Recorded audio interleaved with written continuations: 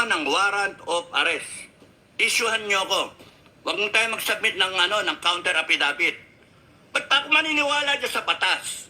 Kayo nga ang putang ninyo, kayo, lagtaran ng ginagawa nyong violation ng batas, mga walang niya kayo, mula sa presidente hanggang sa ilalim, panay kayong mga pangag, panay kayong mga komunista, panay kayong mga magnanakaw, abusado kayo.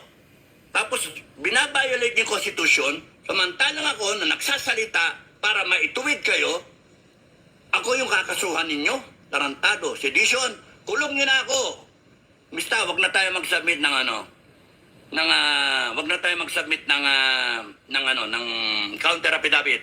Hayaan mo mag-issue sila ng warrant of arrest. Pagka-issue nila ng warrant of arrest, nandun ako, pupunta ako doon. Pupunta ako, paresto ako. Putrags kayo. Hayop kayo. Gusto nyo akong respetuhin yung batas ninyo? Batas namin yan eh. Batas yan ng taong bayan. Kayo ang hindi rumerespeto. Inano nyo, sinira ninyo, binaboy ninyo eh. No? Hayop kayo. Tangan nyo, tignan natin. Tignan natin. Hindi ako basta-basta pwedeng takutin, mga gago kayo. Magpadala kayo ng dito, ng papatay sa akin. Magpadala kayo. Hayop kayo. Tarantado kayo, hayop kayo. Ay, ako. Pumanik lang ako para mag-birthday. Siguro hanggang hanggang Valentine's. Ay, kailan ba yung February Revolution? 22? O pwede, 15, 16. Baba ako ng ng 20. Tingnan ko, kung mag-rally pa yung mga tao. Kung mag-rally pa yung tao, kung wala, hindi na. Pagka nag-rally tao sa mga February Revolution na yan, na aagawin na naman sigurado ng Malacanang, yung lugar, wala na kayong pagkakataon na mag-rally, mga kababayan. So ako, nakakulong na ako noon. Kasi kung kailan ba lumitaw yung yung asunto, yung kaso. So may 15 days ako. Lumitaw yata ng 29 o 30 plus 14 o February 13, ganon. O may warrant of arrest ako. Pagka warrant of arrest ko, baba ako. No? Pagka monitoring mo na lang, Bok. Ayoko na mag-submit ng ng affidavit na yan eh. Ani-ani ko yun. Kung meron ng kagad desisyon na nag-aabang. What's the point? Ang nakakaasar kasi, sila, binabiolate yung konstitusyon natin na pagka lawak-lawak yung pinag-usapan namin ni Commander Metran, lawak-lawak ng mula umpisa hanggang sa ang daming violation sa konstitusyon. Ang daming violation. And here they are. Sila pa ngayon nagpapa-implement ng konstitusyon. Sila nagpapa-implement ng batas. Kaya nga, you have to end. Kayo lahat, you have to end. Nakakainis kayo. Bahala na taong bayan sa inyo. Bahala na langit sa inyo. As far as I'm concerned, ikulong nyo ako. Gusto nyo akong ikulong. Sino matakot sa inyo. Pero pagka umikot ang gulong, tagal naman ng mga kababayan natin mag-unite. Siya nga pala. Okay. Napapansin ko kasi, nung nasa Manila ako, kwento-kwento, daming usapan, mga FGF commander, mga civilian, mga profesional, mga matatalino, meron din mga civilian na mga, ewan ko kung saan kumukuha ng utak yun eh. Kulang sa, magmani nga kayo, kumain kayo ng maraming mani, food for the brain, no? Magmani kayo ng marami. Kaya nga, daming nauto eh, kasi maraming mangmang eh. Maraming Pilipino, nagsasalita, hindi man lang alam kung ano yung ganap na nangyayari. You see,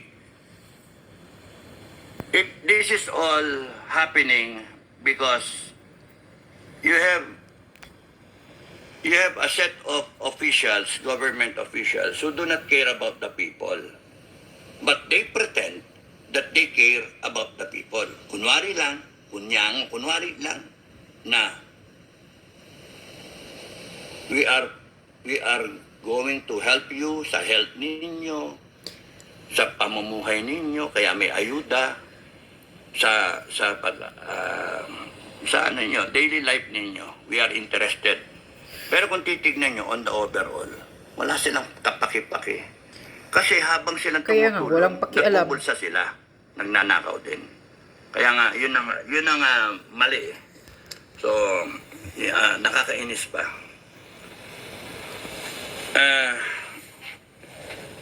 Nakapanggigil talaga Kung itong titignan gobyerno ninyo, ito. may mga issue na dumadating, pero nagsasucceed silang tabunan yung issue. Correct. So, yun yung obserbahan ninyo, no? Issue ng bangag, tinabunan nila ng mga hearing. Nung kay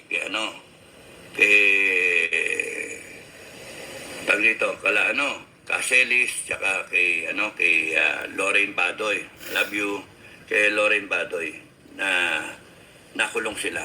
Tapos na sinundan ng mga EJK killing, na mga nauna pa yung kay Pastor Kibuloy na mga hearing. Tinatakpan nila. Tapos pumasok yung bagito pa bago pa sila yung sila Tulpo doon sa hearing ng PCSO, pero biglang natigil, tumahimik. Biglang Oo, tumahimik yun si naku, Rafi meron dun Tulpo. Meron siguro doon nangyari, no? Ba't tumahimik na? Wala na eh. Kaya nga, And then yung gold, walang investigasyon yung gold na yan. yan pa, yung pagbinta Walang ng investigasyon gold. yung PhilHealth. Walang investigasyon yung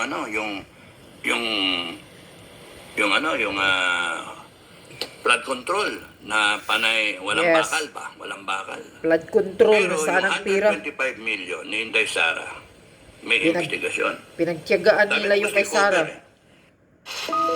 Yung 125 million, pinagtiyagaan ng Quadcom para mapagtakpan yung lahat ng kapalpakan ni Bangag Marcos Adictos.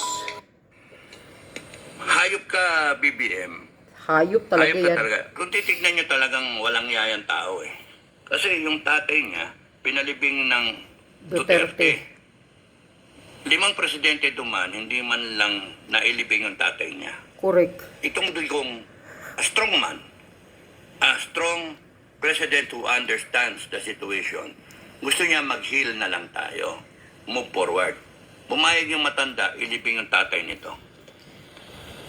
Ay, tapos, yung ikaw, Bongbong, holding hands ka pa kay Inday Sara. Kaya nga, Inday Sara, dapat alcohol mo na alcohol yung kamay mo eh. Puta, virus yan eh, virus. Yeah, Bacteria, virus. si BBM. virus ang Isipin adik. mo, nag-holding hands pa, kung makayakap ka, kung makadikit ka, kala mong linta ka, hinayupa ka.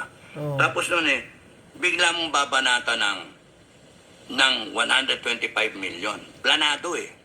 Planado. Yep, planado 11 talaga. days. Tapos yung tatay, pabanata mo na ICC. Planado.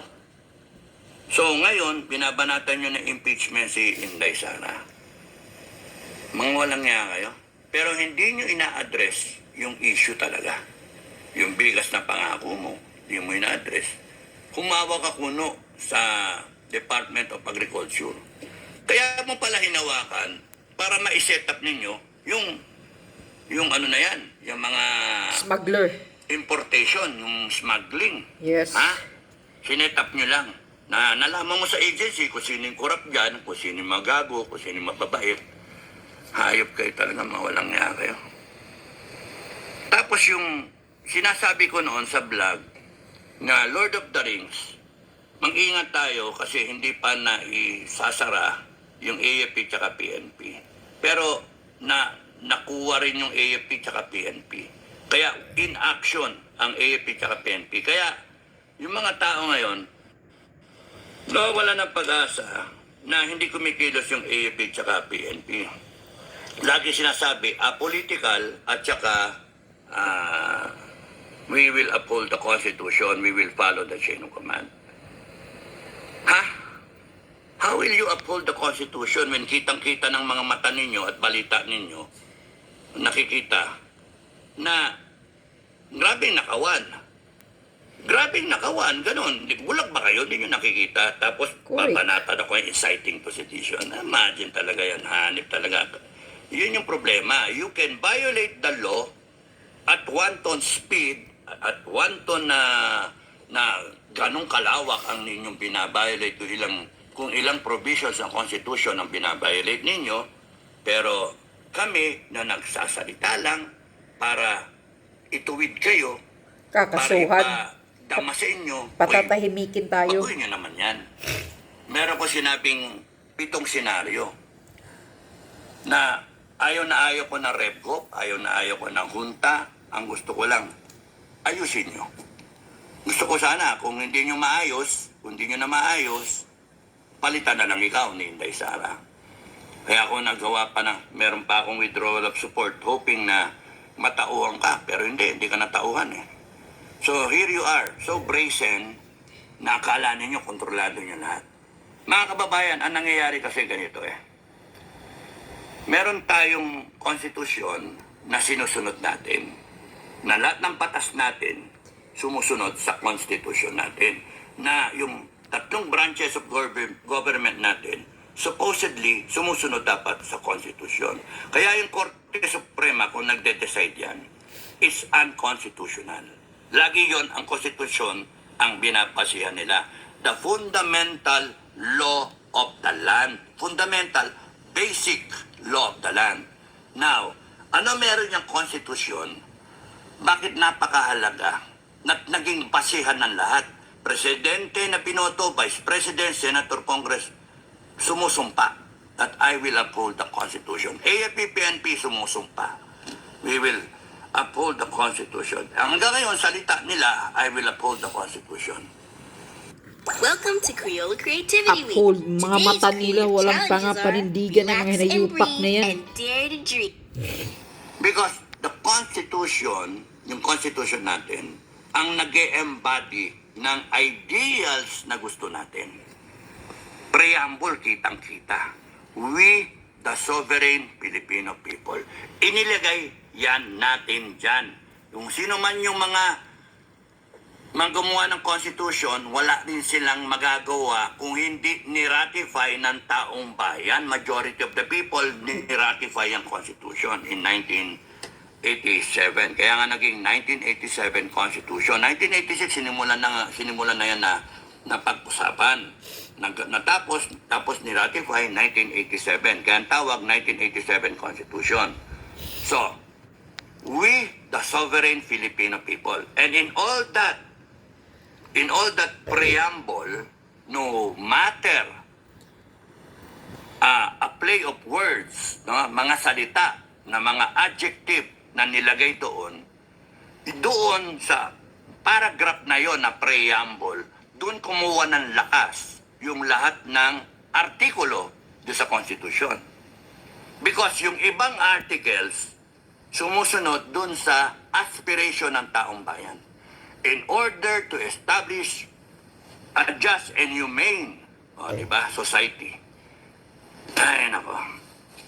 Na meron kang tinatawag meron kang yung i-conserve nila yung ating mga resources. Ano, ninanakaw ngayon eh. No? Nandoon sa preamble lahat. At lahat ng sumunod na article, sections, the Constitution, ay doon kumuha, doon humihigop, doon siya nagkaporma, doon kumuha ng molde, no? Doon sa preamble. Because the preamble is a summary of each and every Filipino's dreams, visions, aspirations about a country we call Philippines.